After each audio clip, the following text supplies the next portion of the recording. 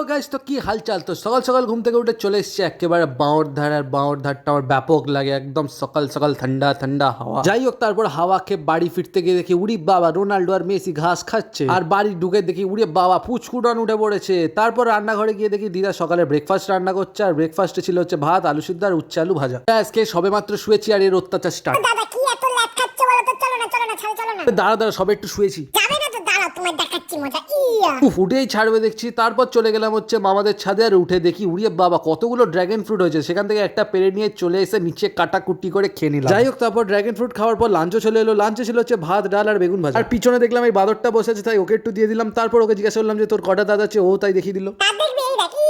তারপর বিকেল হতেই আমি আর ছোট মামা মিলে চলে গেলাম হচ্ছে মোটরোলা সার্ভিস সেন্টারে। আর বাড়ি এসে দেখি বড় মামা বিরিয়ানি রান্না করছে। তো যাই হোক, আমি বিরিয়ানি খেতে থাকি। আর তোমরা আরো মিনি ব্লগ দেখতে হলে আমার চ্যানেলটাকে সাবস্ক্রাইব করে দাও। Till then tata, bye by.